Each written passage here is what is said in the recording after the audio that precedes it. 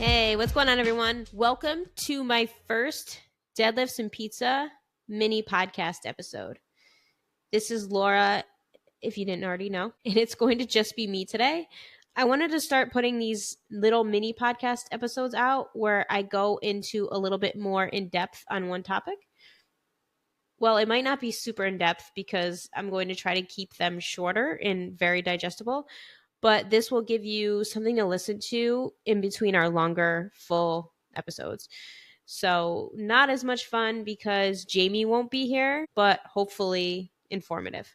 If you have any topics in mind that you want discussed, you can email us. I will put our email in the show notes, and that goes for the mini episodes or the full episodes. We love to know what you guys want to hear about and what you're interested in all of that stuff. So let us know if there's anything specific you want covered, and we will be sure to get to that. All right. For this episode, I'm going to talk all about power. What is power? Why is it important? How to train for it? All that good stuff. All right. So let's start with what is power. So power is the ability to produce force in the shortest amount of time. Or you can think of it as the combination of speed and strength.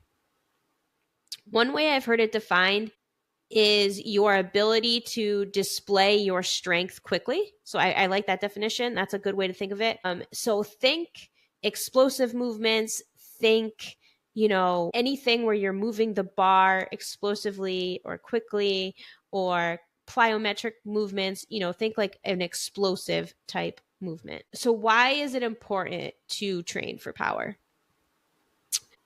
Yeah, so why is it important? Why would you want to train for this? One reason is for if you want to be athletic, then you definitely want to train for power. If you're an athlete or something like that, or you play any kind of sport, then power development is very important, and you definitely want to include that into your programming. Being able to move explosively is important for pretty much any kind of sport. But it's also important as we get older. If you don't train for it, you're going to lose it quickly. It's one of the first things we lose as we get older. So we lose power and speed first, even before we lose strength as we get older. So if you want to keep it, I would continue to train it. And if you do lose it, like if you haven't trained for power in a really long time and you lost all your power, like you can gain it back, but it's going to be a lot harder to gain it back than it would have just to maintain it. So like all hope is not lost if you never train, this, but it's always better to, instead of starting from zero and trying to, rebuild it, it's better to maintain it, if that makes sense. So yeah, so if you're getting older, super important because it's one of the first things, we lose. It's also important as you age because it can help protect against, injuries, things like falls.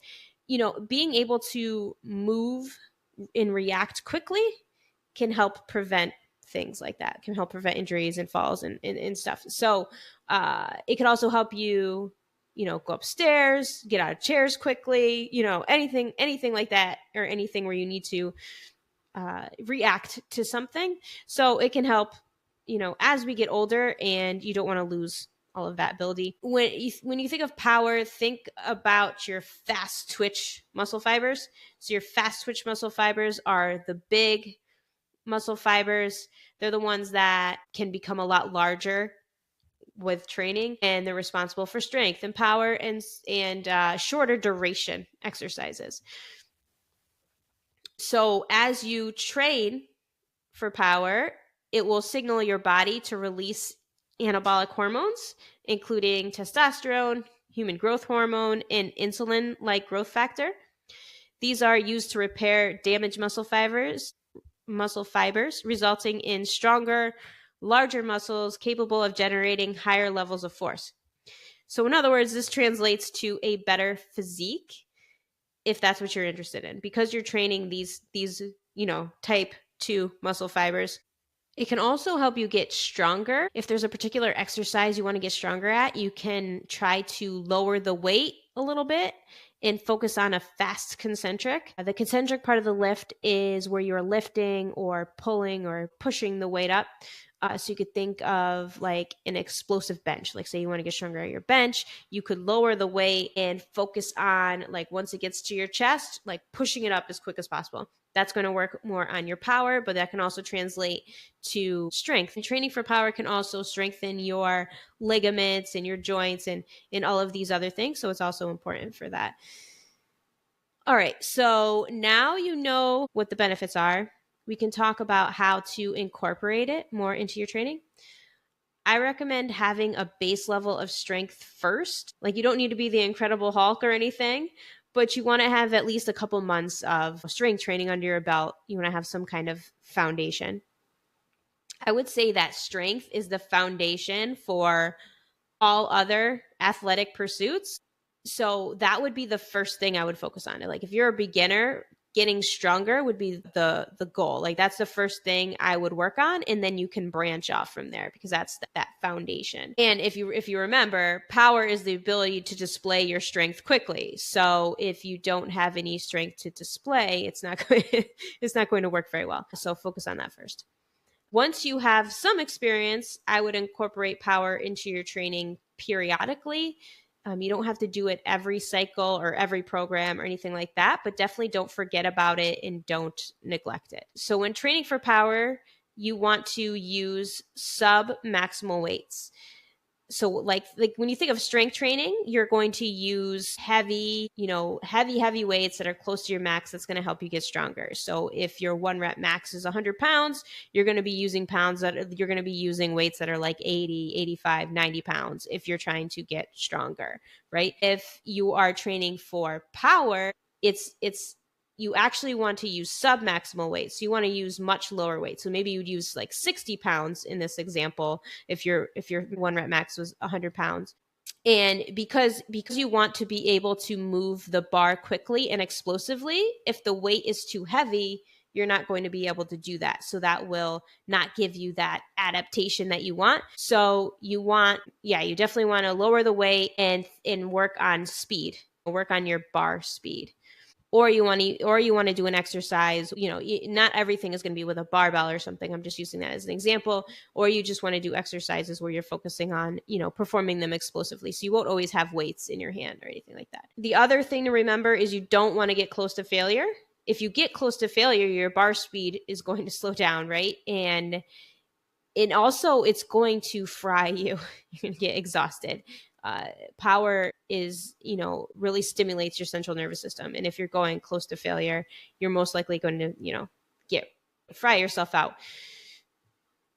And that's not really the same thing. It's not the adaptation we're looking for. Usually when I do a power workout or exercise, I feel energized afterwards. I don't feel spent. You don't want to feel exhausted. And they're actually really fun because of that, because you feel good after you do them, if you do them right.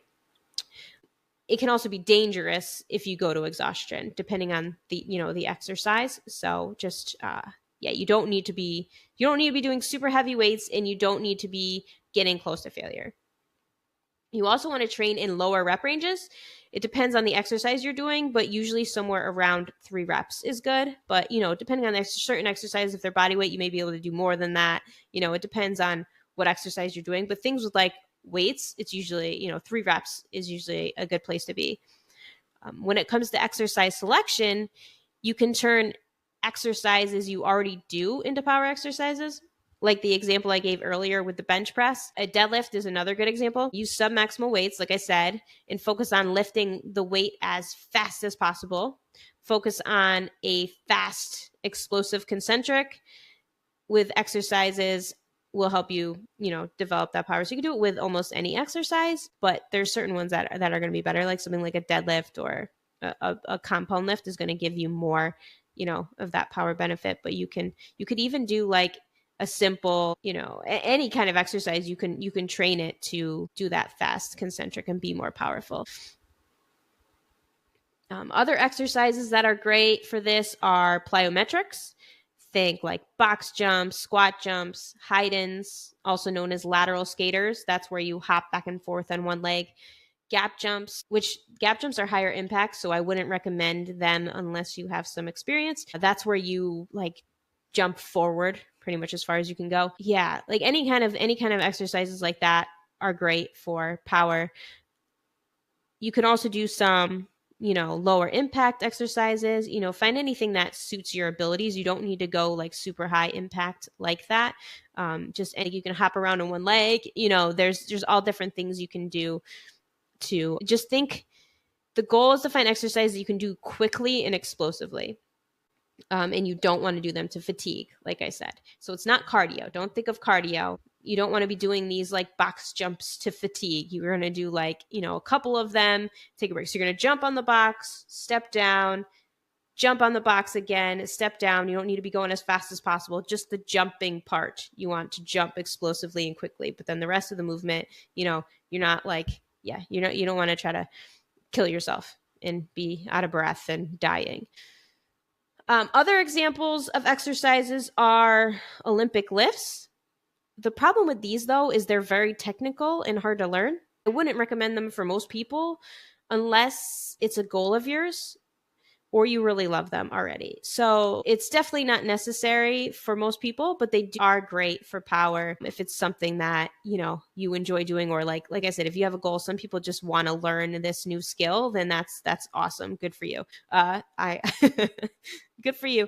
I've tried them and they're very, they're very technical. I do want to learn them one day and get better at them, but it gets frustrating because they're so hard to learn and you feel like you're like, if you're really trying to train for power, you're more worried about your form and getting the movement down, and it's going to take you so long to get that down before you're actually making any like improvements in other things, so that's the problem with those. What I do love, though, are landmine exercises.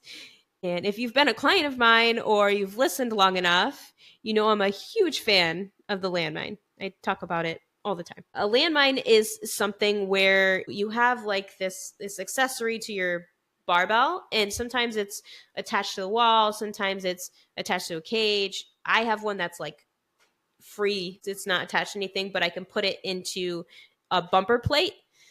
And then the other end of it, you can stick your barbell into it. So stick one end of your barbell into it, and then you can move your barbell, all around. And I love, if I haven't said it enough, love the landmine.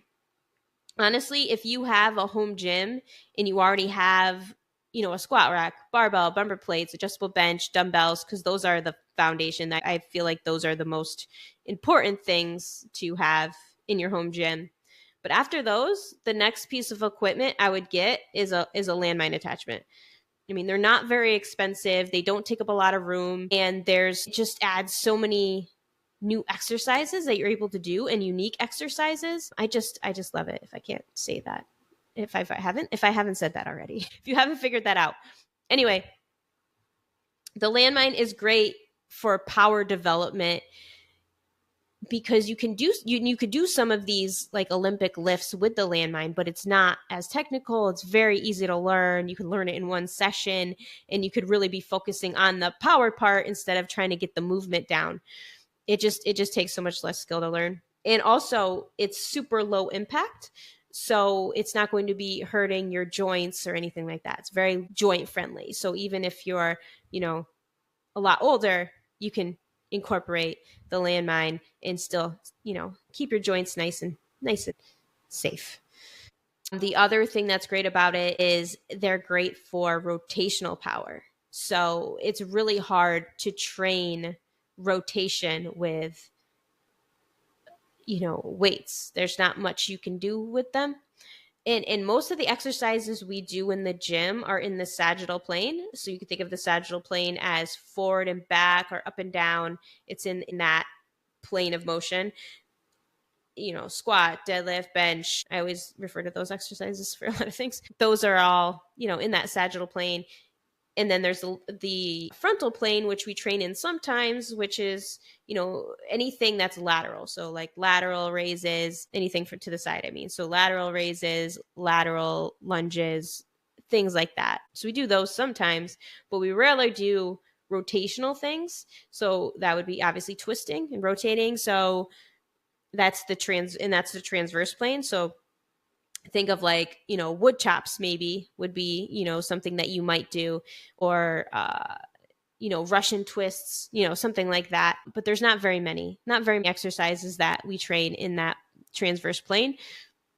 In real life, we move in all different planes of motion, right? So it's important to incorporate all of this if you want to be more functional, because in real life, we're not just moving forward and back and up and down and whatever. So it's important to prevent injuries and other things, and just be more, I don't know the word, productive, and that's not the right word, but it's just more functional, I guess, to train in that transverse plane. So the landmine makes that a lot easier because it's attached to something. You can twist it and move it all around in all different directions, and it just makes the possibilities endless. Like more recently, I've been doing like different exercises where I rotate. So I'll do like a clean. So you pull up the landmine, pull it up with one arm, and then you twist in the other direction. You grab it with the other hand and like you push it up and you twist like that. I don't know if you can see me or understand what I'm saying, but anyway, it makes it a lot easier to do those kinds of exercises. So if I could give you any advice, and I would say that, if you have a home gym and you're looking for some other kind of piece of equipment, or you want something for Christmas, something to ask for Christmas, ask for a landmine attachment if you have, you have a barbell and all the other stuff. Anyway. All right. So if you're ready to incorporate some of these into your workout, I would pick a couple exercises to do and then put them in the beginning and perform in the like lower rep ranges, like I said, but not to fatigue. Remember, you don't need to do these to fatigue. And if they actually work really well for like a warm up, so if you're about to do a deadlift, you could do some like jump lunges or box jumps or something like that. Like I said, not a lot of them. You don't want to get tired, but just doing a couple of them, and it really like amps up your central nervous system before you go to deadlift. So it's actually really good to have the beginning of your workout, but you also don't want to be doing them, like I said, you don't want to be doing them after you've already been, fatigued from other things. Like you don't want to be doing like deadlifts and then going to do the power exercises. So I would put them in the beginning, lower rep ranges. And if you want a free template, since I'm feeling very generous today, you can email me at laura@laselitetraining.com. I'll put that also in the show notes. And I can send you like a free template of how you can structure a program that incorporates some power, strength, and hypertrophy into your program, for like a very well-rounded program that you could probably do like all year round and just keep changing the exercises and using the template. So yeah, if you want that, just email me and put like power or something. Just email me the word power and I will send that right over. All right. Hopefully you found this informative, and hopefully I convinced you to incorporate some power into your training. All right. I'll talk to you guys later.